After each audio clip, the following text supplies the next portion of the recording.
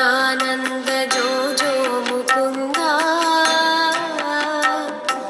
लाली परमानंद राम गोविंदा जो जो ब्रह्म विद्या संप्रदाय कर्तृभ्यो वंशेभ्यो महभ्यो नमो सर्वोपक्तवरहित प्रज्ञानघन प्रत्यगतो ब्रह्मैवाहमस्मि।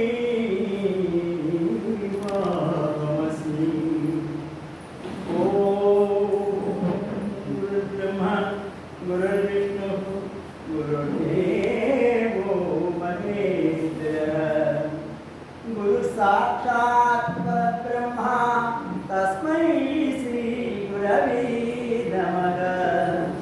ॐ सर्वमङ्गलमाङ्गल्ये शिवे सर्वार्थसाधिके शरण्ये त्र्यम्बके देवी नारायणी नमोस्तुते। ॐ यशिवो नाम रूपाभ्य या देवी सर्वमङ्गल दया संस्मरणात्मं सर्वदा जयमङ्गलं सर्वतो जयमङ्गलम्।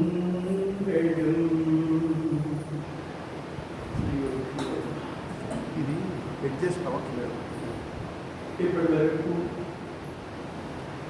పూజ్య పాదులు శ్రీమద్ పరమహంస పరివ్రాజక ఆచార్యులు శ్రోత్రియ బ్రహ్మనిష్ఠులు అయినటువంటి విష్ణుదేవానంద సరస్వతి స్వామి వారి యొక్క ఆధ్వర్యంలో ప్రత్యక్ష నేతృత్వంలో నిర్వహించబడుతూ ఉన్నటువంటి చాతుర్మాస ప్రతీక్ష కార్యక్రమంలో భాగంగా భక్తులను ఉద్దేశించి వారికి ఏమైనా జీవితంలో బాగుపడటానికి 4 మాటలు వింటే ఆ మాటల ద్వారా వారి జీవితం మీద ఉన్నతమైన ప్రమాణాలతో ముందుకు సాగుతుంది అనే ఉద్దేశం చేత ఈ యొక్క వేదాంత పరిభాష్యానికి అవశ్యమైనటువంటి భాష్యాన్ని మీ అందరికీ కూడా ఉపన్యాసరణలో మహాత్ములను లాగించి వారి వారి యొక్క అనుభవేకమైనటువంటి ఆ యొక్క భాష్యాన్ని చెప్పించినట్టు స్వామివారు ఎంతో ఉత్సుకతో ఈ కార్యక్రమాన్ని నిర్వహిస్తూ ఉన్నారు. సదా ఆ స్వామివారికి మనం ఎప్పుడూ కూడా రుణగ్రస్తులుగా మిగిలిపోతాం. ఎందుకంటే రుణం సామాన్యమైన విషయం కాదండి. అందరూ బాగుపడాలి, అందులో నేను ఉండాలి అనుకోవడం ఒక రకమైతే, నేను ఎలా ఉన్నా పర్వాలేదు, అందరూ బాగుపడాలి, అందరూ కూడా శ్రేష్ఠ బుద్ధులతో వ్యవహరించాలి, శ్రేష్టమైనటువంటి విద్యాబలంతో వారు ముందుకు వెళ్ళాలి, శ్రేష్టమైనటువంటి శ్రేయో మార్గాన్ని అనుసరించాలి. ప్రతి ఒక్కరిలో కూడా వారి వారి వారి వారి యొక్క బంధం నుండి విడిపడాలి, వారి వారి యొక్క మనోగతం నుండి వారి వారి యొక్క ప్రకృతి సరైనటువంటి సర్వమాయలను జయించగలిగి వారు సక్రమైన మార్గంలో ఋషివత్వమైనటువంటి యొక్క సత్య మార్గంలో ప్రయాణం చేయాలి అని స్వామివారు సంకల్పించారు. ఆ సంకల్పానికి ఇంతటి విభూతి అంటే ఇంతటి లీల, ఇంతటి వ్యవహారము ఇక్కడ నడపబడుతున్నది. కానీ మూల విరాట్లు అలాగే ఉంటాడటండి, ఉచ్చ విగ్రహాలు మాత్రము బ్రహ్మపదం పడతాటండి. అది ఎక్కడున్నా అక్కడ సత్యం. ఎందుకంటే ఉత్సవ విగ్రహము ఎప్పుడు ఊరేగుతూ ఉంటుంది, దానికి రకరకాల నైవేద్యాలు పెడుతుంటారు, రకరకాల అలంకరణ చేస్తూ ఉంటారు. అందుచేత ఉత్సవమూర్తులు ఉన్నటువంటి భోగము మరి ప్రతిష్టామూర్తి అయినటువంటి మూల విరాట్ పడతాటండి. మరి తప్పదు. కానీ కొన్ని సందర్భాల్లో మరి మూల విరాట్ కదలలేడు కనుక ఉత్సవ విగ్రహాలకు ముందుకు వెళ్ళాలి కనుక వారి యొక్క ఆంశం చేత అలా ప్రవీణుతున్నటువంటి ఆ యొక్క దశలో జనులు కూడా దానికే ప్రాధాన్యత ఇస్తూ ఉన్నారు. సరే, అది వారి వారి యొక్క విజ్ఞత ముందు వెళ్దాం, అది వేరే విషయం అండి. అయితే ఇప్పుడు మనం ఇంతటి మహా కార్యక్రమాన్ని మనం చేసుకుంటున్నామంటే నిజంగా విష్ణుదేవానంద సరస్వతి స్వామి వారి యొక్క కృషి అని మాత్రము చెప్పక తప్పదు. ఎందుకంటే ఆనాటి కాలంలో మరి దేవానంద స్వామి వారు చిన్న స్వామి వారు ఉన్నప్పుడు ఒక వెలుగు జరిగింది. తద్వారా వారు మరి వారి యొక్క స్వస్థానమైనటువంటి పరబ్రహ్మానుసంధానం చేసిన తర్వాత మళ్ళా ప్రతి కాలం అలా నెట్టిన ఆ తర్వాత మెల్లమెల్లగా కృష్ణపక్షం ఉండడానికి సంక్రమించింది.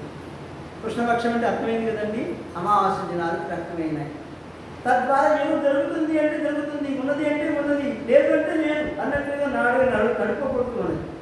కానీ మళ్ళీ ఇంతకాలానికి స్వామివారు ఈ చంద్రదేవానంద స్వామి వారి యొక్క ఈ ఆశీస్సులతో వారికి ఉన్నటువంటి అహినవా సంబంధంతో నైతిత్వంతో స్వచ్ఛమైనటువంటి శరీరంతో వారి చేసిన శుశ్రూషలకు స్వామి పెట్టి మళ్ళీ వారి స్థానంలో వారిని తీసుకొచ్చి పెట్టారా అన్నట్లుగా స్వామివారికే మళ్ళీ ప్రతినిధిగా స్వామివారు ఉన్నారా అన్నట్లుగా ఇక్కడ ఈ కార్యక్రమం నడుపుతూ ఉంటే ఎంతో ఆనందదాయకం ఉంది. కానీ ఈ ప్రాంతంలో ఈ ప్రాంగణంలో ఏ కార్యం జరిగినప్పటికీ కూడా శిష్టాచార్యులు మీరందరూ కూడా విఘ్నంతో ఆలోచించారు. ఏ కార్యక్రమం జరిగినప్పటికీ కూడా వారు మూల విరాట్లుగా చంద్రదేవానంద స్వామి వారితో సహకరించి వారి యొక్క కాలం నుంచి వారు శిష్యులను చేసి వారి దగ్గర మతదీక్ష తీసుకొని వారితో ప్రయాణం కొనసాగించి వారి అంత్యష్టి వరకు కూడా వారి దగ్గర ఉండి సేవలించిన మహనీయులు వారు. సర్వశాస్త్ర కోవిడు, బహుభాషా కోవిడు. తద్వారా వారు నిర్వహించే కార్యక్రమాన్ని కూడా మీరందరూ కూడా పాల్పంచుకొని దాన్ని ఇంకొన్ని కూడా అభివృద్ధి పదంలో తీసుకువెళ్ళడానికి ప్రయత్నం చేస్తే నిజంగా దేవానంద స్వాముల వారు, దేవానంద సరస్వతి స్వాముల వారు, ఆ యొక్క శివానంద స్వాముల వారు వారి యొక్క పరంగా ఉన్నటువంటి ఏ యొక్క స్వామి వారు అయితే ఉన్నారో వారందరూ సంతృప్తియే కాక మనకును కూడా ముక్తికి మార్గం అవుతుంది. ఎలా అవుతుంది అంటే అరచేతులు పెట్టినటువంటి ఆ మార్గం అవుతుందన్నమాట. అందుచేత ఆ విధంగా ప్రతి ఒక్కరూ కూడా గుర్తించే ప్రార్థన. తద్వారా ఈవేళ మనం కార్యక్రమంలో ఏం చెప్పుకుంటున్నామని రాత్రి ఏం చెప్పుకున్నాం, ఎంతవరకు చెప్పుకున్నాం? మరలా బ్రహ్మాది దేవతలు కూడా ఎక్కడికి వెళ్ళారండి? వైకుంఠానికి వెళ్ళారు. వెళ్ళి ఏం చెప్పారు? అయ్యా, నేను ఇచ్చినటువంటి ఆ యొక్క ప్రభావం చేత రావణుడు తన యొక్క వింతశ్రేష్ఠులను క్రూరంగా అతి క్రూరముగా ప్రదర్శిస్తూ లోక కళ్యాణకారకులైన వాటిని కూడా ఉపసంహరించి తానే అధిపతి అయి అన్నిటి ఎందులో కూడా తానిస్తూ ఉన్నాడు. ఎందుచేతంటే ఆ యొక్క చెప్పండి వరప్రభావం. అందుచేత ఈ కార్యక్రమాలన్నీ కూడా సహించడానికి సాధ్యం కాకుండా ఉన్నాయి. కాబట్టి మీరు తప్పనిసరిగా అవతరించవలసింది అంటే నీవేనయ్యా అవతరించాలి అంటున్నారు. ఎక్కడ అవతరించాలి, నేను ఎలా అవతరించాలి, నా అవతారాన్ని ఎలా స్వీకరించాలి అంటే స్వామి సర్వజ్ఞుడము, సర్వేశ్వరుడు, సర్వవ్యాపకుడు, సర్వస్వతంత్రుడము నీకు మేమా బోధించాలి, మమ్మల్ని ఎందుకు పరీక్షిస్తావు స్వామి అని పరిపరిధులుగా వారందరూ కూడా ప్రార్థించాక అప్పుడు స్వామి అంటారు, అనువైన స్థానంతో మీరు చెప్పరాదా, నేను వినరాదా, తద్వారా నా యొక్క నిర్ణయం మీరు ప్రకటించరాదా అన్నారు స్వామి. అలా అన్నప్పుడు వారు అన్నారు, చెప్తున్నారు, కోశలదేశము చక్రవర్తి న్యాయ సత్య ధర్మ పరాక్రమ శౌర్య తేజో విలాసుడై కోసల దేశము నేనుచున్నవాడు అయోధ్యాపతి దశరథుడు అట్టివారు కాంక్షయుమనప మీరు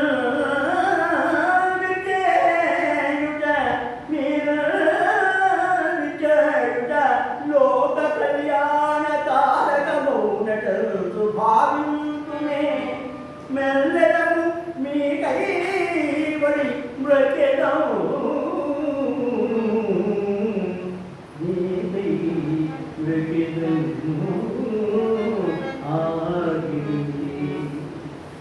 అన్నారు.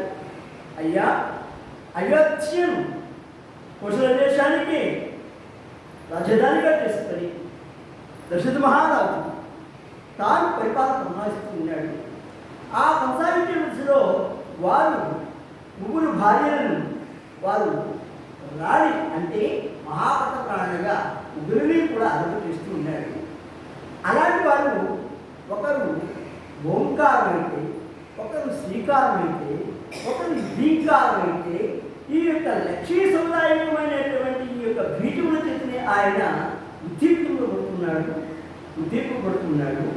అంతేకాక దశరథుడు అంటే ఇక్కడ బాహ్య ప్రాణులు ఏమైపోతున్నాయి? ప్రాణ, అపాన, వ్యాన, ఉదాన, సమాన చెప్తున్నాయి కదా. అలా ఈ బాహ్య ప్రాణాలే కాకుండా స్వామి ఈ యొక్క అంతరింద్రియ సంస్కృతి ఏదైతే ఉన్నదో ఆ యొక్క ఆంతరికమైనటువంటి బాహ్యేంద్రులైన పంచములు అలాగే అంతరింద్రులైనటువంటి ఆ పంచములను కలిపి ఈ పదింటిని కూడా తాను చక్కగా జీవించిన వాడు.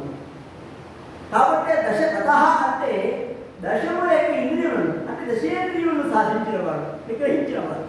అలా దశేంద్రియులను నిగ్రహించిన వాడు పురాణ ప్రోక్తయు విజ్ఞానకర్తయు తాను ఎంతయో గొప్పదేటువంటి దేవకృతము నిలిచేటువంటి ఓరిని కలిగిన వాడును, అందు సాహసోపతులను, ధైర్యశాలిను, బుద్ధిశాలిను, విద్యావంతులను అయినటువంటి దశరథులకు ఆ ముగ్గురు భార్యలు కూడా ఏ యొక్క పొరపాటు లేకుండా ఎంతో అన్యోన్యంగా వారు ఆనందిస్తూ ఉన్నారు. వారు ముగ్గురు కూడా శ్రేష్ఠుడే. ఇక్కడ దశరథుడు శ్రేష్ఠుడే. ఇక్కడ రాజ్యంలో వెతుకుదా ఉన్నప్పటికీ కూడా ఏమిటి చెప్పాలండి? వెతుకుదా ఉన్నప్పటికీ కూడా భిక్షకుడొక్కడు దక్కడు విద్యాహీనుణ్ణి వెలది పట్టులు మనగరానియోజనో సంపదలు నిండగా సౌభాగ్యములుగా సంపదలు నిండుగా సౌభాగ్యములు ఎల్లగా ఎల్ల గృహముల రాజులు ధర్మాత్ములై ప్రజలు ఎల్లవే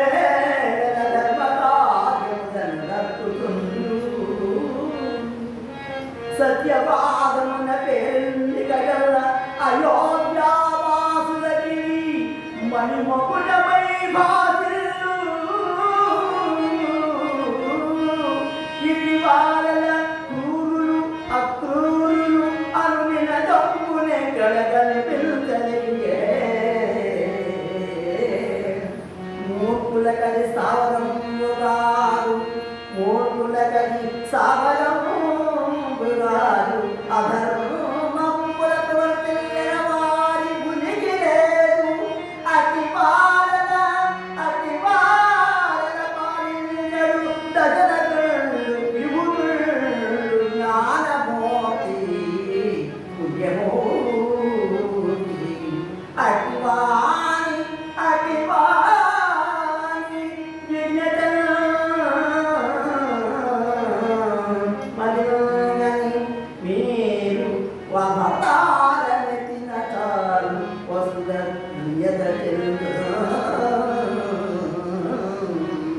మేము అవతరించిన కాదు వసుధ ధన్యతగా చెప్పారు. అయ్యా వెతుకుదామంటే కూడా అక్కడ పురులు కనిపించారు, అధర్మ పనులు కనబడదు. ఎంత వెతికినప్పటికీ కూడా అక్కడ అధర్మ పనులు ఒక్కడ కనిపించలేదు. అలాగే అందరూ విద్యావంతులే, అందరూ సత్యశాసనం చేసేటువంటి వారే, అందరూ కూడా విషయాదుల వరే వారి వారి యొక్క జీవన విధానాన్ని చక్కగా వెలువచ్చును చక్కగా చేస్తున్నటువంటి విధానం. ఎప్పుడైనా చూసినప్పటికీ కూడా పోకల సంపద, వినిపించినటువంటి సంపద, ఆ సౌభాగ్యం అంతే లేదు. అందుచేత ఒకరి గురించి ఒకరు ఆలోచించి ఇంకొకరు తక్కువ ఒకరు ఎక్కువ అనే భావం లేకుండా సమతుల్యం లేకుండా ఆ యొక్క స్థానంలో ఆ రాజ్యములందరూ కూడా సూచిస్తూ ఉన్నారు.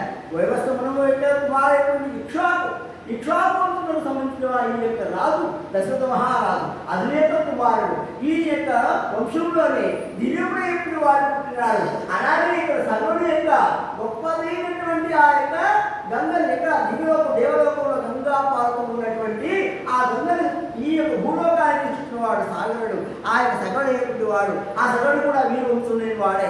అలాంటి వాడు తీసుకొచ్చి ఏం చేశాడు? వారి యొక్క తాత ముత్తాతని కూడా పితృముక్తులు చేశాడు. అంటే ఆత్మతో కూడి వారు వేదాత్మకంగా వ్యవహరిస్తూ ఉన్నప్పుడు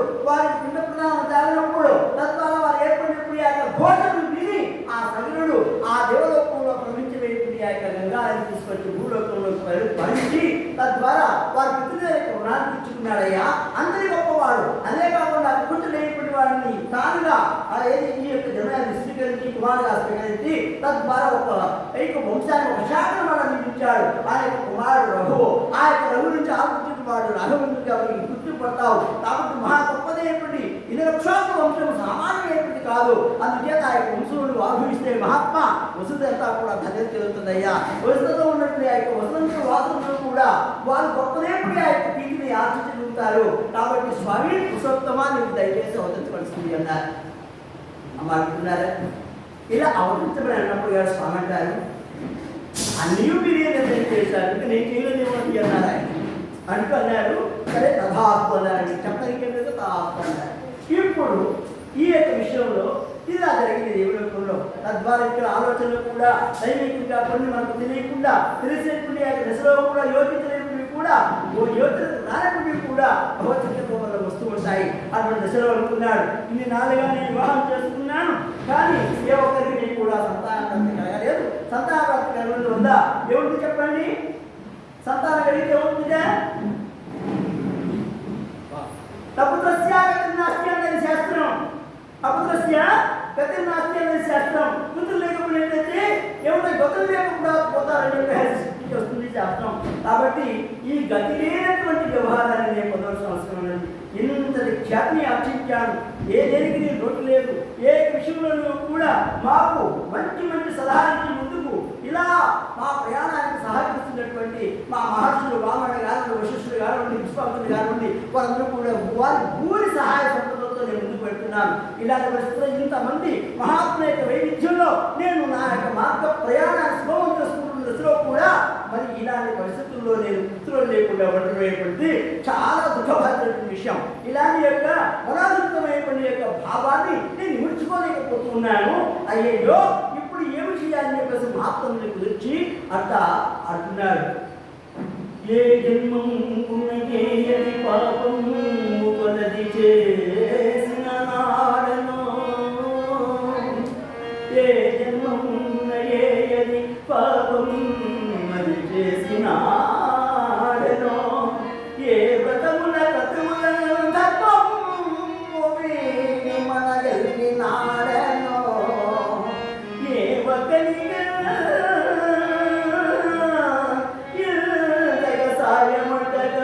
వారల జీవన భృత్యములయేమి ఘాటు వహింపజేసితో ఏ పుణ్యకృతమున నెరవేరగనేంత దౌర్భాగ్యతో ఏ పుణ్య పాపముల్ మరచి వహించితో నాడు చేసిన కర్మము ఈనాడు అనుభవింపగా నా తిరిగించేనేమో పుణ్య పురుషులార తండ్రి మార్గమించుగలున్న ప్రాగతిత్వమున ఏ కార్యము చేయగలరు నాకు బుద్ధిను నెరపి తెల్పరే అన్నాడు దశరథుడు. అంత బాధపడ్డాడండి. ఏ జన్మలో ఏ పాపం చేసుకున్నాను, ఏ కుటుంబం ఏమిటి ఆ కుటుంబం మానేశాను, లేకుండా ఆ కుటుంబం చూసుకునే దానికి సంబంధమైనప్పుడు ఆ ధర్మాలు నేను మొదలుపెట్టినానేమో, వాటిని త్యజించినానేమో, ఎవరి యొక్క గొప్పదేవుడి ఆ యొక్క ఆశను అంటే వారి యొక్క గొప్పదేవుడి ఆనందాన్ని చూసి నేను ఎక్కడ ఈర్షపడ్డానో, ఏ ఒక్కరి యొక్క ఆశను చూసి ఈర్షపడ్డానో, లేకుంటే ఏ యొక్క సంతానం చూసి ఈర్షపడ్డానో, లేకుంటే ఆ యొక్క సంతానం వారికి కలిగినప్పుడు ఆ యొక్క అన్యోన్యమయ్యేటువంటి ఆ యొక్క గొప్పదేవుడి ఆనందానికి మధ్యలో నేను వారికి విఘాతం కలిగించానేమో. అలా విఘాతం కలిగించినప్పుడు ఆ దశలో నాకు భగవంతుడు ఇదిగో ఈ విధంగా అనుభవించవయ్యా అని చెప్పి విధి నాకు ఈ విధంగా పాల్గొన్న రాసించున్నారేమో. ఈ రచించినప్పుడు ఈ విధానాన్ని తట్టుకోలేకపోతున్నాను. మహాత్మ మీరందరూ కూడా బాగుగా బుద్ధి విచారించి మీరు నాకు కలిగినటువంటి యొక్క ఖేదాన్ని మనపడం కోసం ఏ కార్యం చేస్తే, ఏ యజ్ఞం చేస్తే, ఏ వ్రతం చేస్తే, ఏ నోము చేస్తే, ఏ పుణ్యకం చేస్తే నేను యొక్క గొప్పదేటువంటి మహత్తమైనటువంటి ఈ యొక్క దుఃఖభాగ్యమైనటువంటి ఈ యొక్క గొప్పదేటువంటి దుఃఖాన్ని నేను మనపగలుగుతాను. స్వామి, దయచేసి నన్ను అనుగ్రహించండి, ఏం చేయాలో చెప్పండి, నాకు మార్గం చూపించండి, నా యొక్క మార్గాన్ని సుగమం చేయండి అని చెప్పేసి ఏ విధంగా ప్రార్థించాడు దశరథ మహారాజు. మనం కూడా అంతే అనుకుంటాము, ఏదైనా జరిగినప్పుడు అలాగే అనుకుంటాము, కానీ మళ్ళీ ఆ మళ్ళీ అదార్థిగా మారిపోతాం, యథార్థ మారిపోతుంది, ఇలా మారిపోతాం. ఎందుకంటే ఒక పాంధుడు దారిపోతూ ఉన్నాడు, వాడికి బాగుగా దప్పికైంది. పాంధుడు అంటే బాటసారి, ఆ బాటసారికి బాగా దప్పికైంది. ఆ దప్పికైన తర్వాత దప్పిక తీసుకుందామని చెప్పేసి దగ్గరలో ఎక్కడ ఎదుర్కొంది, ఎక్కడ ఏమీ కనిపించలేదు. కొంత దూరం పోయిన తర్వాత ఆయన యొక్క ప్రయాణం జరిగింది, ఒక చెరువు కనబడింది. ఆ చెరువు నిండినప్పుడు ఆ చెరువులో నీరంతా కూడా పాచి పెట్టి పైన చెట్టు కట్టింది. చెట్టు కట్టినప్పుడు వాడిని చూస్తే ఆ యొక్క నీరు కనబడదు, కానీ అప్పుడు గాలి కదిలిన చేత వాయు తరంగం యొక్క రాపుడి చేత అక్కడ ఉన్నప్పుడు ఆ యొక్క పసికి అటు ఇటు కుదురుతూ ఆ నీరు కనిపించింది. ఓహో యొక్క నీరు నుంచి కిందకి తిన్నాడు, ఎవరో తప్పకొట్టినాడు, తప్పకొట్టిన తర్వాత నీరు తాగినాడు, నిండా నీరు తాగినాడు. తర్వాత మళ్ళీ బయటకు వచ్చాడు, బయటకు చూసి ఎక్కడ దిగాలి ఎక్కడ నీరు తాగాలని చూశాడు. మళ్ళీ పసికి మూసివేసింది. మూసివేసిన తర్వాత ఏమైంది చెప్పండి, ఏమైనా ఉందా, తను తాగిన చాలా కనబడిందా? అలాగే మహాత్ముల యొక్క సన్నిధానం ఉన్నప్పుడు అన్నీ అర్థమైనది కనబడతాయి. అప్పో ఇదంతా మనకు అర్థమైందేగా అనుకుంటాం, అప్పో ఇవన్నీ కూడా మనం ఇతరులు ఉన్నవే కదా అనుకుంటాం, ఇవన్నీ కూడా మనకి తెలిసినవే కదా అనుకుంటాం. మహాత్మ సన్నిధానం దాటిన తర్వాత చూస్తే ఏది ఒక్కటి కూడా మనసులో కనబడదు, ఏది వినిపించదు, ఏ మనసులో కూడా అది సంకల్పంగా ఒక్కటి కూడా అది వ్యక్తికి రాదు. అలాంటి దశలో ఏం జరుగుతుందంటే మాయా, ఇది మాయ.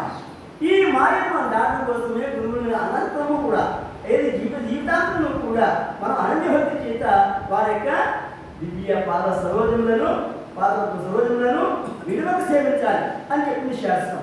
ఎంతవరకు అంటే గురువు ఎంతవరకు కావాలి, మన శాస్త్రించే వరకు కూడా గురువు కావాల్సిందే, ఆధారం కావాల్సిందే. ఆధారం లేకుండా ఆదాయం ఎప్పుడు నిలబడుతుందా?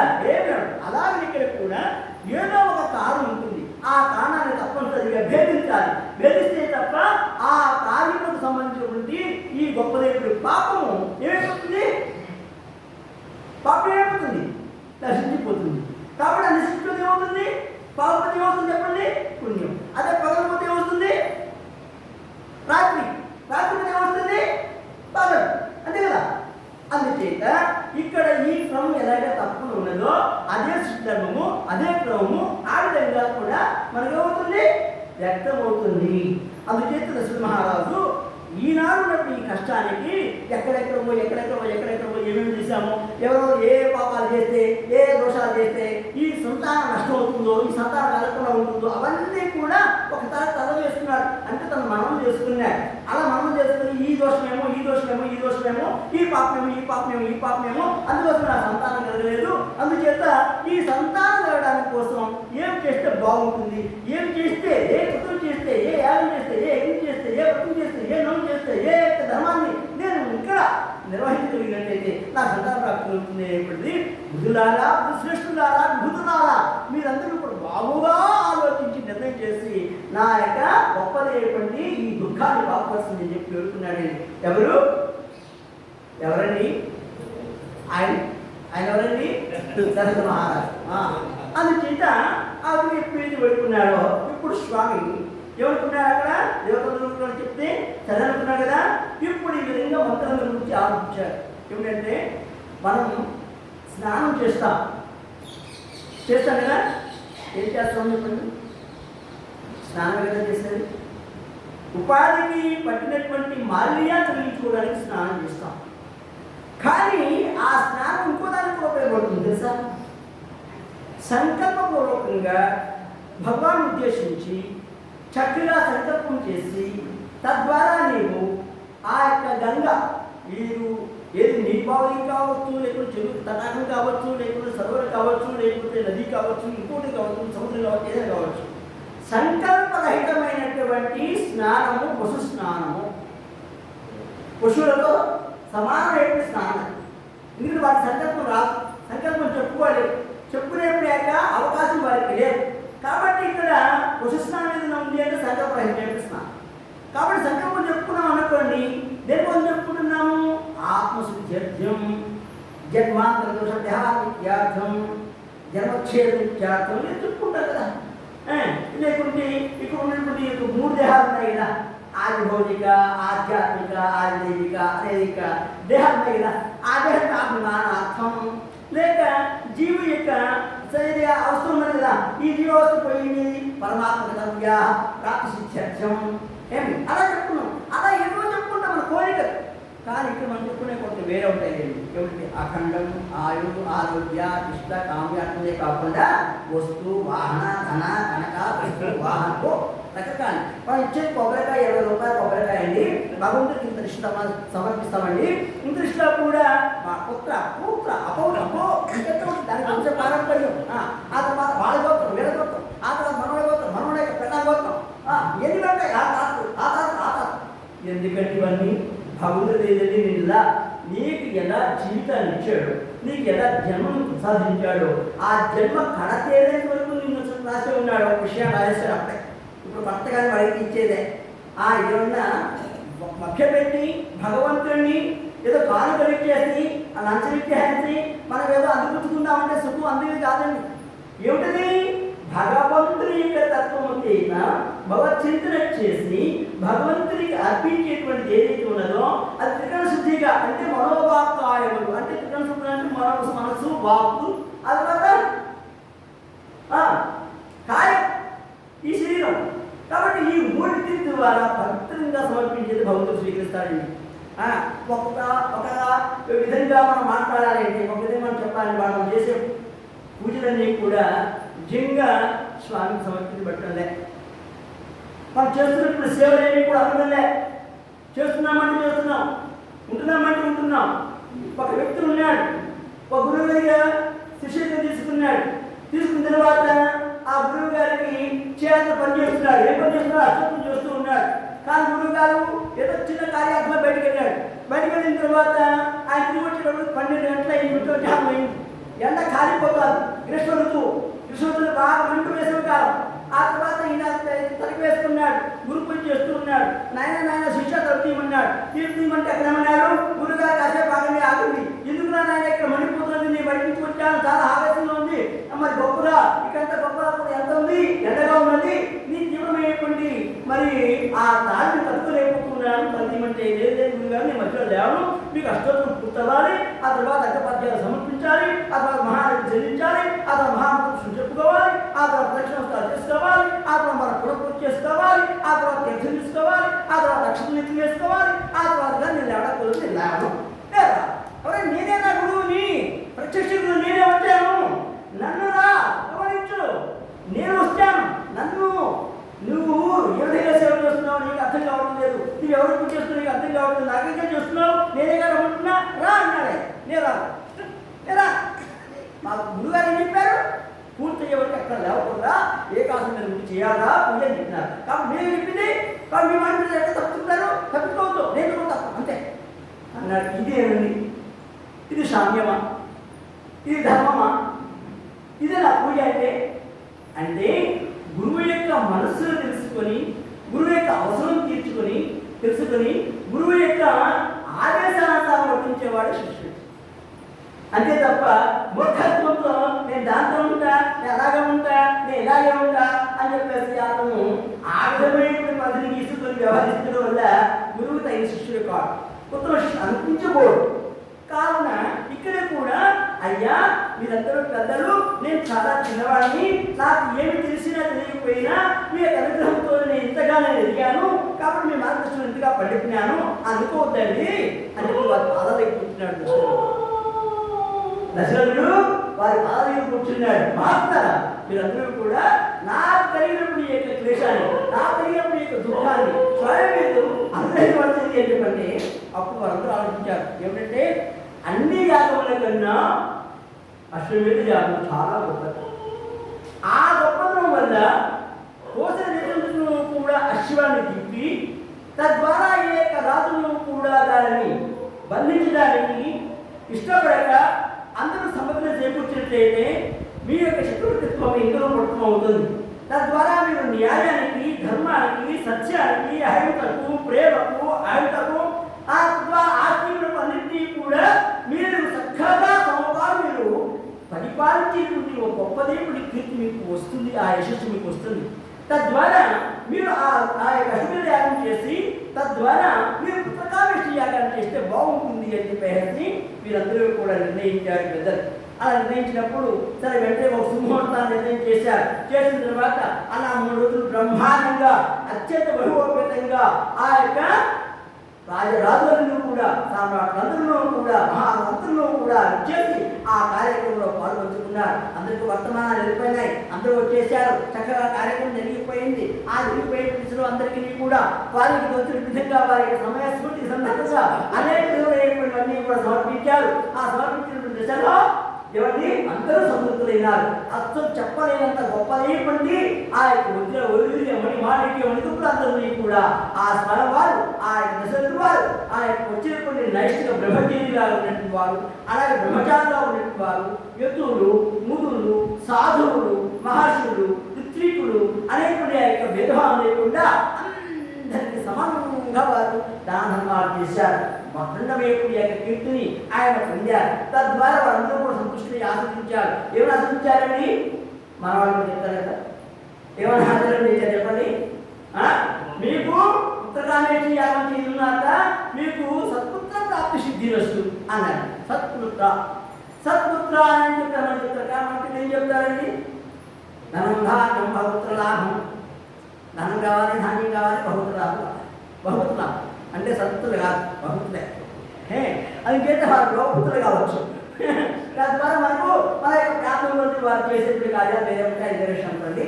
ఇక్కడ నుండి అందరూ కూడా యోగ్యమైనటువంటి శ్రేష్టదాయకమైనటువంటి సంతాన్ని మీరు పడేయగలిగినట్టు మేము అందరూ కూడా ప్రార్థిస్తున్నాము. మీకు అక్కడ మాత్రమే యొక్క శక్తిని, ఆ యొక్క గొప్ప బలిమిని, ఆ యొక్క గొప్ప శక్తిని, తద్వారా ఆ యొక్క వరాన్ని భగవంతుడైనటువంటి ఆ పరంధాము మీకు అనుగ్రహించుగాక అని చెప్పి అందరూ కూడా నమస్కారం చెందించి వారి వారి యొక్క విభవనకు ఇచ్చినటువంటి ఆ యొక్క భగవంతుని తీసుకుని వెళ్ళిపోయిన తర్వాత ఇప్పుడు అసలైన సమస్య వచ్చింది.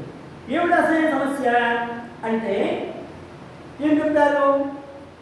నిండు ప్రాయము వాడు, నిండు ప్రాయము వాడు, ఏనాడు వనితలకు చక్కనోడు, వనితాగమనము చేనిది యది పొంగవడు, నిత్యదాత్మ ప్రకాశకమున తొలి పాత్రుని పోలి ప్రకాశమునందినవాడు, కందమూలాదులను భక్ష్యముగావని యాదృచ్ఛికముగా సకల సంపదయందు ఆచరించి తా ఏకత్వ సిద్ధిని ఏకత్వ భావమరయువాడు, దేనియందు ఏక సంగమము లేనివాడు, అర్యోంకరమైన యోధుడై యతి చక్రవర్తి రాజువాడు, షోడశ కళాపూర్ణ దైవమున అరయువాడు, ఏ కళంకమాపాదుంప అలరి కానివాడు, అటవినట్టి మహాయోగినుంగవు సాధు చిత్తములనగలిచేసిన చేయంగలకు పుత్రకామేష్టియులు అన్నారు. అయితే అడవిలో కందమూలాలు స్వీకరించి ఏ వనితార్థాన్ని గురించి ఆలోచన గించగలిగినను ఆ యొక్క మహోత్కృతమైనటువంటి కామత్కృతమైనటువంటి ఉపచరణతో కూడినటువంటి ఆ యొక్క మనస్సు లేనటువంటి వాడు, వనితాత్మను దానవాడును, ఐశ్వర్యములను ఆశ్రయించిన వాడును, సమస్త భోగులను పూర్తిగా వెన్నాడు వాడును, ఏకాత్మ్యమున వేదాత్మ్యమున మనస్సును ఏకత్వమున చేసి బ్రహ్మత్వము సిద్ధింపజేసుకున్న వాడును, పరిపూర్ణమైనటువంటి విద్యా ధనుడైనటువంటి వాడును, వేదాలను అభ్యసించి సర్వోకారములందు కూడా సర్వాత్మలో కూడా పరమాత్మేతనే తన యొక్క మనసును లగ్నం చేసిన వాడును, ఏ యొక్క విషయములను కూడా మనస్సుని రంపంతయ్యే నివర్తిపోయేటువంటి వాడును,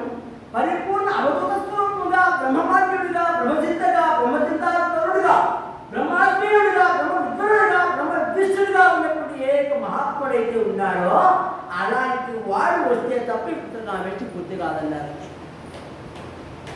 ఇలాంటి వాడు దొరుకుతాడండి. నిత్య యవ్వనం వచ్చింది. విలంబక మహాముని యొక్క కుమారుడు ఋష్యశృంగుడు ఆయన తీసుకున్నాం అంటే అంత సామాన్యంగా వచ్చేటువంటి వ్యవహారం కాదండి. తనకు తెలియనటువంటి అడుగులను తాను ఎప్పుడు వేయడు. తనకు తెలియనప్పుడు ధర్మాలను ఎప్పుడు కూడా తాను స్వీకరించాడు. ఏ ఒక్కరికి లొంగడు, ఏ ఒక్కరిని శాసించాడు, ఏ ఒక్కరిని ఉద్దేశించి వ్యవహరింపడు, ఏ ఒక్కరితోనూ కూడా ఆయన కోరుకోడు కలలో కూడా. అలాంటి సంపదలు కూడా ఆయనకు లేవు, అలాంటి ఆలోచనలు కూడా ఆయనకు లేవు. తనకు తెలిసింది ఏమిటి? బ్రహ్మాధ్యయనం, బ్రహ్మ విద్వత్తున ఉత్కృష్టమైనటువంటి యొక్క స్థానాన్ని అధిరోహించినప్పటికీ కూడా బ్రహ్మ విద్వరుడిగా, బ్రహ్మ విద్వరిష్ఠుడిగా, బ్రహ్మవేత్తగా, బ్రహ్మ సాక్షాత్కార స్థితిని అనుభవించిన వారుగా ఒక అవధూతగా ఉన్నప్పటికీ కూడా తాను ఇంకనూ కూడా తనలో తానుగా రమించేటువంటి గొప్పదైనటువంటి వైవిధ్యం కలిగినటువంటి వాడు. దాదాపుగా మనం చెప్పుకోవాల్సి వస్తే శుకుడు వంటి వాడు ఇప్పుడు ఈ ఋష్యశృంగుడు కూడా అంతటి వాడు. అంతటి వాడైనటువంటి ఈ యొక్క సుఖవాసిని కోరికతో కూడినటువంటి ఋష్యశృంగుడిని చిత్రించడం అంటే సామాన్య విషయం కాదు. ఏమాత్రం కూడా ఏ విధంగానూ కూడా ఇంత ఆలోచనలో తనలో దోషం కలిగింది అంటే ప్రాయశ్చిత్తం అనుక్షణమే మరుక్షణమే చేసుకునేటువంటి మహాత్ముడు ఆయన. అటువంటి వారిని రప్పించడం మెప్పించడం సాధ్యమైన విషయం కాదయా. మరి ఇది సాధ్యం కాదు, ఇది వదిలేద్దాం అంటే కాదు కాదు. మహాత్మా మీరు ఏ విధంగా ఎప్పుడు కూడా చేయాలంటే అప్పుడు ఒక మాట అన్నారు. ఏమిటంటే అయ్యా రోమపాదులైనటువంటి వాడు ఉన్నాడు, ఆ యొక్క ప్రభువు కూడా ఈ ప్రభువు బాగా సాధించుడు. కాబట్టి రోమపాదుని యొక్క కుమార్తె శాంత అనేది ఒక వ్యక్తి ఉన్నది. ఆమె సకలగుణ సంపన్నత కలిగినటువంటి మహాలక్ష్మి ఇలాగా ఉంటుందయ్యా. కాబట్టి మహాలక్ష్మి పదంగా ఉంటుంది. కాబట్టి ఈ యొక్క ఋష్యశృంగుల వారిని ఆహ్వానిస్తున్నైతే మనము అదే విన్నప్పుడుతో వారికి ఆ యొక్క శాంతకు ప్రయాణం చేసే పద్ధతిలో మనం ముందుగా వ్యవహరిస్తే తద్వారా ఇక్కడ సామాన్యం అవుతుంది అన్నారు. అదెట్లా? రోమపాదులు ఒక అడవి మనిషికి లేక ఒక అడవి మునికి తన యొక్క గొప్పదైనటువంటి సామ్రాజ్యకు అధికారి అయినటువంటిది, రాజవంశంతో పుట్టి పెరిగినటువంటిది, ఏ కష్టం చేయకుండా ఉన్నటువంటి ఆ అడవిలో కందకూడ పొలాలను స్వీకరించేటువంటి వాడికి ఆ విధంగా అవిచ్ఛిన్నంగా బ్రహ్మపదం అనుసరించి ఏదో బ్రహ్మాధ్యయనం చేసుకుంటూ వేదాధ్యయనం చేసుకుంటూ వచ్చేసుకునే వాడికి ప్రవహిస్తాడండి. ఎవరిని ఇస్తాడా? బుద్ధివాడు ఎవరిని ఇస్తాడా అని చెప్పి తప్పించుకున్నారు ఇందులో వాళ్ళే. అయితే అది ప్రయత్నం చేస్తే మనదే తప్పు అన్నారు.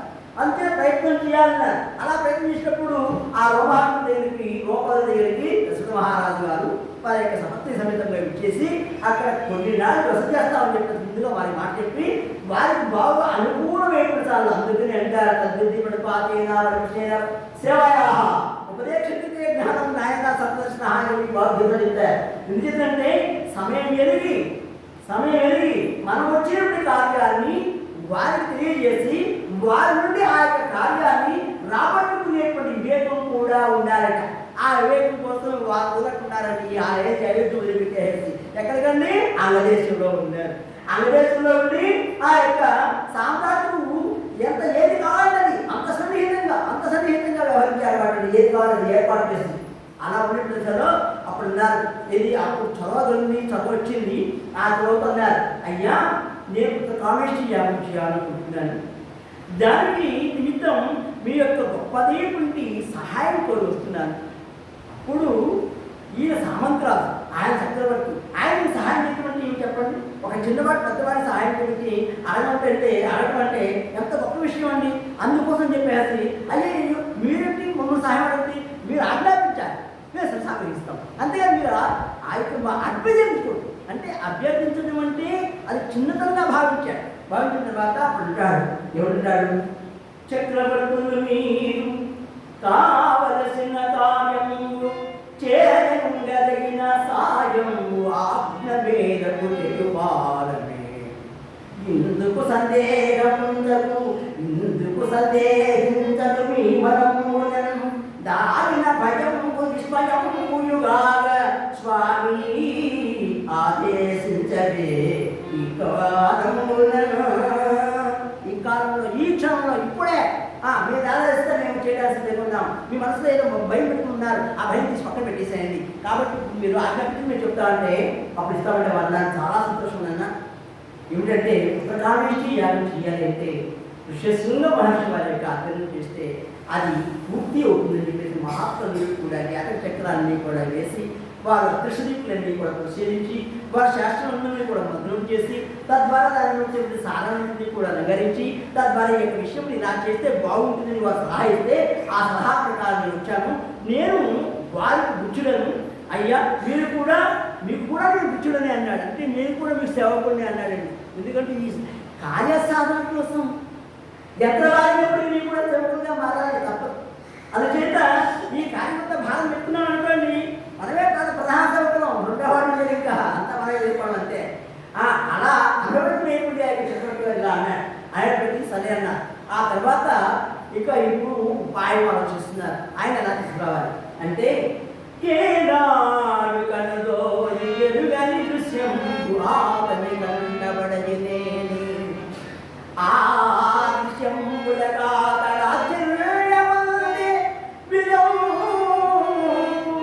మనము కార్యము సాధించితిమే తప్పక మనము విజయం సంభవం ఈ కార్యము సిద్ధింపగలదు. తప్పక మనకు సంభవిస్తుంది ఏమిటి విషయం.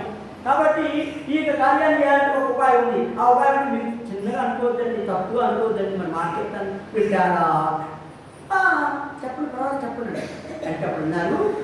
అప్పుడు వరిష్టాన్ని మరి బాగున్నది వాస్తవులందరినీ కూడా పురోగించేసాడు. అంటే ఈ విషయాన్ని చెప్పమన్నాడు. అలా చెప్పండి వారు అంటున్నారు. అయ్యా మీ శాంతాదేవి గారు అన్నారు కదా మీ సుపుత్రికను ఋషిసింహ మహర్షి వారికి పాణిగ్రహం చేసినట్లయితే మీకు మీ యొక్క అంగదేశానికి కూడా ఎంతో గొప్పదైనటువంటి శుభలక్షణమైనటువంటి శ్రేయస్సు సంభవిస్తుంది. కావున ఆ యొక్క విషయంలో వారు రప్పించడం కోసం మీ కుమార్తెను మేము పంపమని అడగము. ఎందుకంటే ధర్మము కాదు కనుక. ఇక్కడ రాజనర్తకులు ఉన్నారు కదా, ఆ రాజనర్తకులకు రకరకాల హేమభూషములు అలంకరింపజేసి రకరకాలైనటువంటి సుగంధమైనటువంటి మాలికలు కూడా వారికి అలంకరింపజేసి పట్టుపట్టుల నీళ్లు కూడా చక్కగా వారికి అలంకరింపజేసి తద్వారా వారిని వారి సన్నిధానానికి పంపించి వారికి తెలియనటువంటి లోకంలో ఇంకొక వింతైనటువంటి ఈ యొక్క రాత్రులు లేక ఇంకొక వింత ఉన్నటువంటి భావన కల్పించి వారిని ఆకర్షణ చేయడానికి ఇంతకన్నా మార్గం శుభంగా తెలియడం లేదు. అందుచేత ఈ యొక్క మార్గాన్ని మీరు ఏమి ఉపేక్షించగా దానిని మీరు కనుక చక్కగా నిర్వర్తించినట్లయితే ఆ యొక్క పుత్రకామేష్టి యాగం చేసినట్లే ఫలితం వచ్చినట్లే చెప్పారు. చెప్పేటప్పటికీ అందరూ కూడా ఆశ్చర్యపోయినారండి. ఏమిటి ఇలా ఎందుకంటే ఇప్పటికీ యవ్వన తాత ఇప్పటికీ యవ్వనమంబ ఏ వత్తవనితారత్నము కంద కానగది మనని ఇంతటి దుర్బలమైన యోచన చేసి అల్లదిగో నీతి బంధించుమంటూ మంత్రులైన మీరెల్లం ఏ విధ సాహసము లేదులో నాకైన విఘ్నత. అయ్యా మీరు ఇంత చెప్తున్నారు బాగానే ఉంది, కానీ అంతటి గొప్ప మహిళలు అంటున్నారు. ఇప్పుడు ఈ యొక్క దత్తకి మండలి ఈ విధంగా వేషాలు వేసి పంపిస్తే మాత్రం ఆయన వస్తాడు నమ్మకం ఉంటాయా? అసలు ఆయన తెలియదే చెప్తాడు కదా. ఏదైనా మహత్వం ఉంటే కదా, ఏదైనా ఏది దానిలో ఒక లాసత్వం ఉంటే కదా, ఒక కోరికట్టు ఉంటే కదా ఇంకో వ్యక్తి పలకడానికైనా కలవడానికైనా లేకుంటే వారితో సన్నిహితంగా ఉండడానికైనా సాంగత్యాన్ని పెట్టుకోవడానికైనా ఉపయోగిస్తాడు.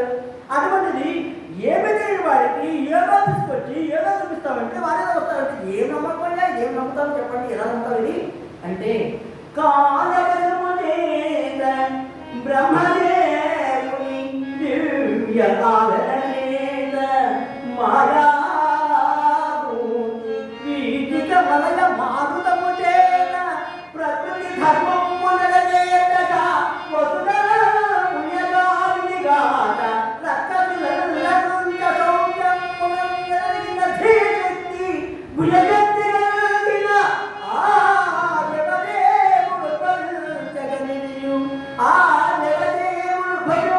కలిగి కార్యముగా వెలుగారు. ఇది కార్యం కాదు, వేరే కాదయ్యా. ఇది మేము కేవలం వాళ్ళు పంపిస్తే ఆయన వచ్చేస్తాడు కాదు. అక్కడ భగవంతుడు చిత్రముఖుడు ఉన్నాడు, ఆ బ్రహ్మకుడు అలవతో చూస్తూ ఉన్నాడు. మాయాపతితో ఆ యొక్క శ్రీస్వరూపుడిని కూడా ఎదురు చూస్తున్నది. ఈ ధాత్రివాడిని ఏం చేయాలనుకున్నారు? రక్షించాలనుకుని, పాపాత్రుడిని తొలగించాలనుకుని, దానమైపుడి రక్షణ అయిన వారిగా కులమైన క్రమమైన కూడా బాపమైన భావన చేత వారు కూడా చూస్తున్నారు. కాబట్టి వారికి ఉనికి చేత, వారికి ప్రమేయం చేత, ఆ యొక్క మాయాపుత్రుల చేత ఆ మనస్సును అక్కడ బ్రహ్మాదేవుడు బ్రహ్మాదేవుడు సృష్టి కర్త అయినటువంటి వాడు, సరస్వతికి భర్త అయినటువంటి వాడు, ఈ సృష్టిని కూడా సృష్టించేటువంటి వాడు ఆయన యొక్క అనుగ్రహం చేత, ఆయన కనుక ప్రసాదం చేత, మాయాదేవి యొక్క లాలసత్వం చేత ఇక్కడ ఈ కార్యం నిర్వహించబడుతుంది అన్నారు. అంటే మాయాదేవి యొక్క ప్రభంజనం చేత, చిత్రముఖ బ్రహ్మ యొక్క ఆ యొక్క ఆరంభం చేత ఈ కార్యక్రమం సులభంగా పూర్తవుతుందని చెప్పన్నారు. ఏమో కనిపించిన బ్రహ్మ, ఏమో కనిపించిన మాయ, ఈ రెండు కలిపి ఏం చేస్తాయో, కలుస్తాయో కలవో, ఆ తర్వాత దానికి ఏమైనా వ్యతిరేకంగా కలిగిందా పరిణామం మాత్రం చాలా ఘోరంగా ఉంటుంది. ఏమవుతుందండి? ఏమవుతుంది? ఎవరి చేయదని ఏ విషయములో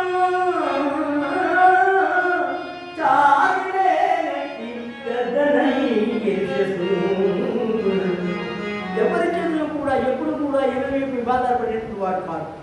ఏ వంశపతిని సంరక్షించుకున్నాడు తప్ప ఇంకొక విషయం ఉందని దాని ఈ ప్రభుత్వంతో విషయం అనే విషయమే తెలియదు. విషయమే తెలియదు. విషయం తెలియజేయప్పుడు అసలు ఆయన ఎలా వస్తారని చెప్పేసి విషయం ఇక్కడ ఏమైనా కొంచెం తేడా వచ్చిందా?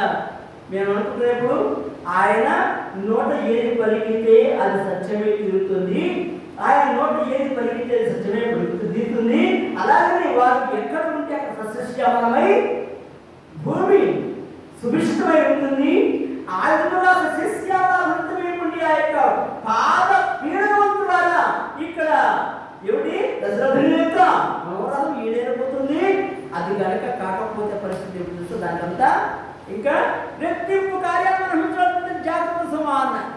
అంచేత ఇక్కడ నర్తకి మండలి కూడా చెప్పారు, మీరు చాలా జాగ్రత్తగా నిర్వహించాల్సి ఉంటుంది. సామాన్యుడిగా ఆయన బ్రహ్మజ్ఞాని, ఏ ఒక్క క్షణంలో కూడా బ్రహ్మ తత్వమందు విలీనమై తాను నిలబడి అంతఃకరణాంతరాంతులయ్యి ఎల్లరూ కూడా బ్రహ్మతో నమ్మించేటువంటి వాడు.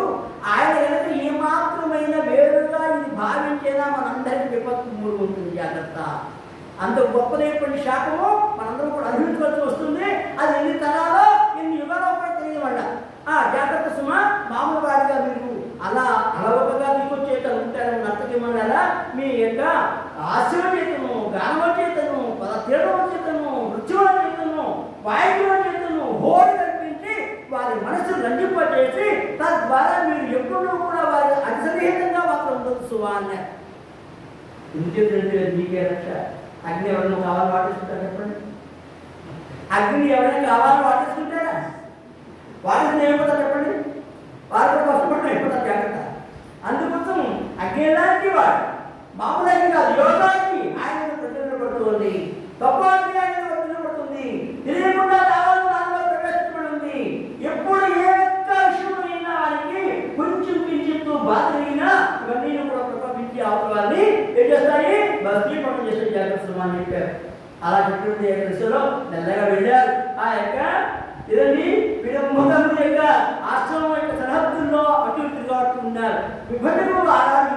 ఆ బ్రహ్మమాయ చేత ఏదో ఆ యొక్క సభ్యులు కావాలని ఎప్పుడూ కూడా కుమారుడు చెప్పించాడు. కుమారుడు దీర్ఘమైనప్పుడు దృష్టిలో ఉన్నాడు. దృష్టిలో ఉన్నవాడిని ఎవరు మహాపాపం, నిద్రలో ఉన్నవాడిని ఎవరు మహాపాపం, భార్యాభర్త కలిసి ఉండి వాళ్ళని ఎవరు మహాపాపం, తద్వారా వాళ్ళ మధ్య గొప్పటువంటి ఖేదం కనిపిస్తే, భేదం కనిపిస్తే అది మహాపాపం, గోపురం కాదంటే మహాపాపం, అలాగే బ్రాహ్మణ కలుగుతుంది మహాపాపం, అలాగే యజ్ఞాలు దోమాన్ని స్వీకరించగా ఆ యొక్క ప్రసాదాన్ని నొక్కడానికి మహాపాపం, ఆ యొక్క ఎన్నో రకాలైన పాపాలు ఉన్నాయి. ఈ పాపాన్ని చెప్పుకుంటూ వాసిస్తాము. కానీ ఇక మన దాంట్లో వస్తాయి. కాబట్టి ఇంతటి విషయంలో కూడా మీరు జాగ్రత్తగా ఉండాల్సిన అన్నాడు. అందుకని అలాగా తీసుకెళ్ళి ఆ ప్రజలంతా విషయం చేస్తుంటే విభండకుడు ధ్యానం చేయటువంటి ఆ యొక్క కుమారుడు లేపడానికి ఇష్టం లేక తానే సభ్యులు లేకుండా అడుగుపెట్టాడు. ఇది సమయం ఈ నిద్ర చేశాడు. అది నుంచి లేచాడు. లేచిన తర్వాత జనక జనక జనక, ఆయన అదే మాట, ఆయనకు అదే రోగం, ఆయనకు అదే చదువు, ఆయనకు అదే తోడు, అదే నీడ, అదే రక్ష. ఆ విధంగా జనకంటూ ఆ యొక్క తర్వాతకి వచ్చాడండి. ఆ యొక్క పొదలో ఉన్నటువంటి ఆ యొక్క శ్వాస బయటకి ఎలా ఉన్నాడండి? అవయముల పుష్టి బాబు కనుండే యొడనంతదిరా. ఏమిటండి ఏమిటండి ఏమిటో ఏమిటండి జడలు ఇది ఇట్లా ప్రచండ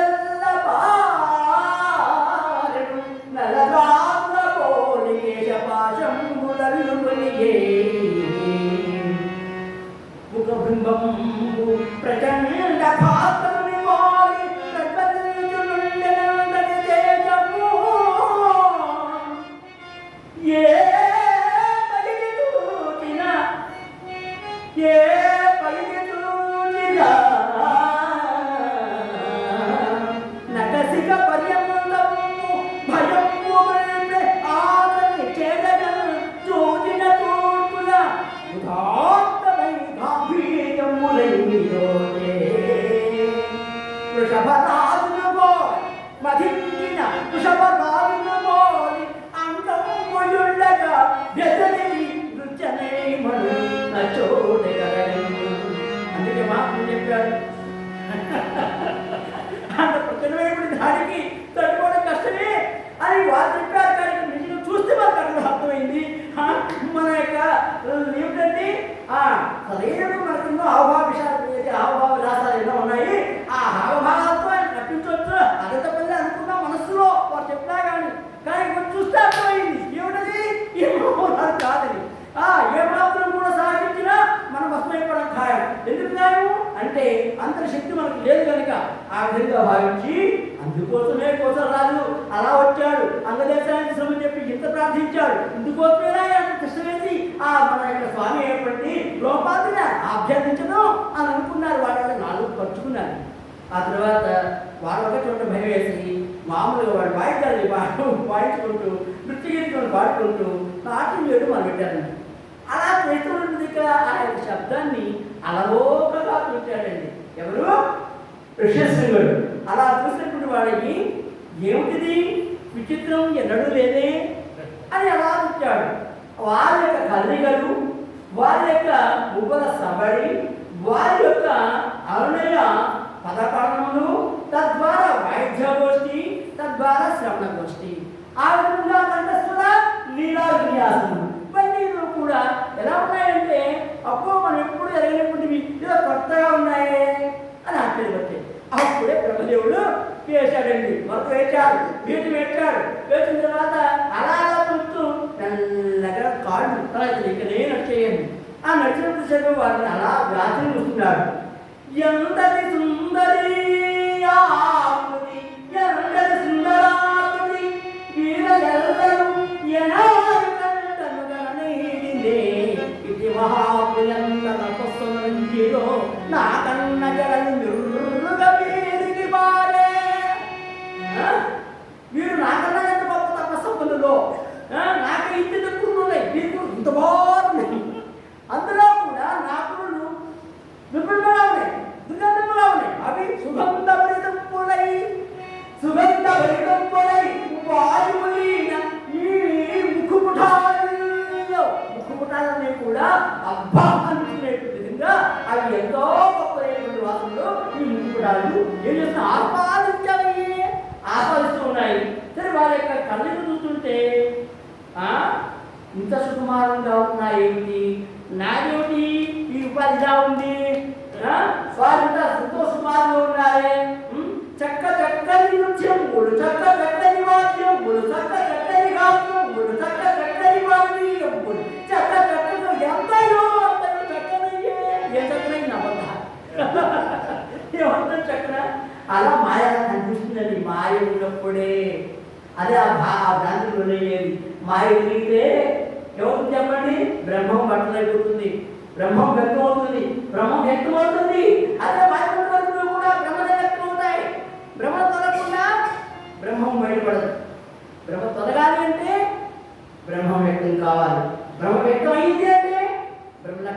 పోతాయి. కాబట్టి ఇక్కడ కూడా ఆ విధంగా ఆలోచించాడండి. ఇందులో ఆ మాయాదేవి కూడా తనకు సన్నగా సృజించింది వారి మనస్సుని. తద్వారా ఈ యొక్క వ్యక్తికి ఏమైంది, వాళ్ళని ఆడపాలు చూస్తున్నాడండి. కంటికి రెప్పపాటు పడక, కంటికి రెప్పపాటు పడక వారి సుందర సుకుమార సౌందర్య పూజములైన దేహములెల్ల ఆపాదమస్తకము చూపుతు నిర్వేదుడై. ఎంత గొప్పది ఆకృతి, ఎంతటి వారి మహాత్ములు, ఎంతటి తపస్సంపన్నులో మున్నెరుగరీతి వీరందరికీ భిక్షలిగిన నా జన్మ ధన్యతగా. ఆయన జన్మ అనేది ఎలా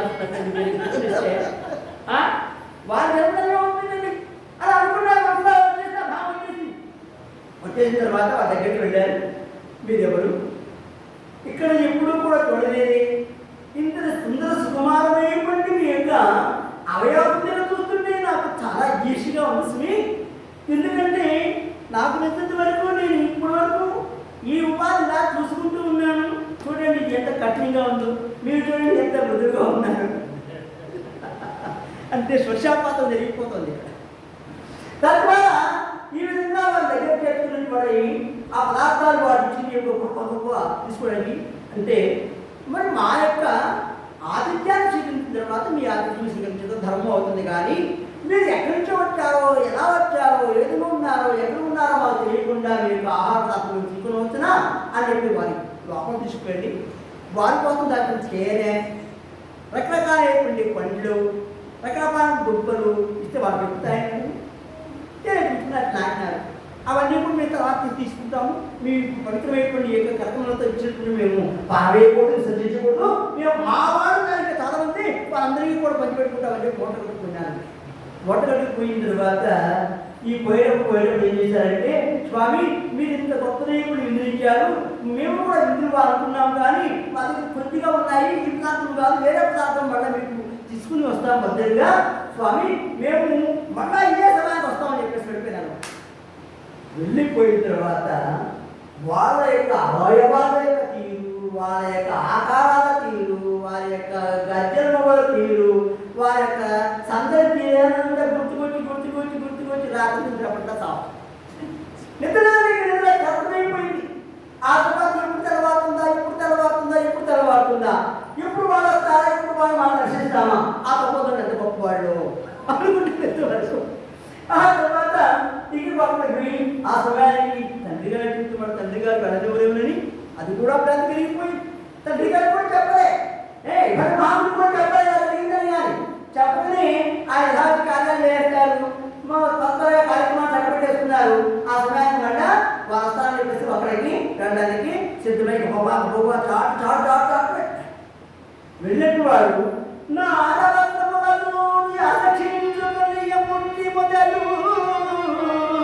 మొట్టమొదటి తను అసహించుకుంది ఏంటంటే తన ఒంటి మీద, తన వడల మీద ఉన్నటువంటి ఆచారం ఉన్నటువంటి నారవస్త్రాన్ని చూసి ముందుగా అసహించుకున్నాడండి.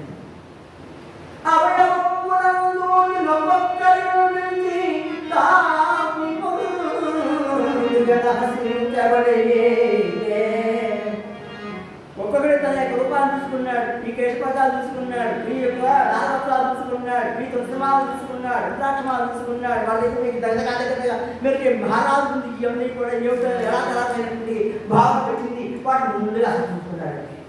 అదే ఒక్కొక్కటి పక్కన పెడుతూ ఆయన మెల్లమెల్లగా ఇక్కడ చేరేటప్పటికీ వారు ముందుగా ఏం చేసినారంటే వారికి పుట్టు వస్త్రాలు ఇచ్చారు.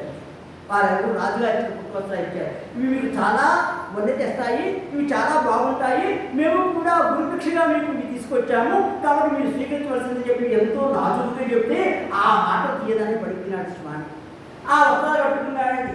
అప్పుడు ఆ రుద్రాక్ష కూడా తీసి పక్కన పెట్టినాడు, ఆ తర్వాత నారవస్త్రాలు కూడా తీసి పక్కన పెట్టినాడు. వారికి ఆభరణాలు పిచ్చి అన్ని వేసుకున్నాడు. వేసుకున్న తర్వాత వారితో పాటు ఆయన కూడా రుచి చేశాడు. పెట్టుకున్నారు. స్వామి మీ దగ్గరికి వచ్చి మేము భిక్ష తీసుకున్నాం కదా, ఇప్పుడు మీరు కూడా మా దగ్గరికి వచ్చి భిక్ష తీసుకుంటే దానికి చెల్లైపోతుంది. తద్వారా మనం ఎప్పుడూ కూడా వస్తూ పోతూ ఉండొచ్చు అన్నారు. అవును నిజమే కదా, జన్మకొచ్చి పోతూ ఉండొచ్చు లోకంలో. ఈ లోకం ఎక్కడ పోతుంది, ఎక్కడ పోతే ఇక్కడే ఉంటుంది. కానీ మనం వచ్చిపోతుంటాం అతిథిగా వచ్చిపోతూ ఉంటున్నామా. అందుచేత ఈ మాయ అలా అనిపించిన దశలో ఇప్పుడు శివకుమారుడు ఏం పెట్టాడు, వారితో పాటు నిన్నగా అంగరాజ్యాన్ని అలా అడుగు పెట్టాడు.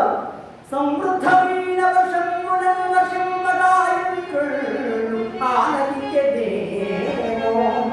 సమృద్ధి వశంబులు ఏకధారిన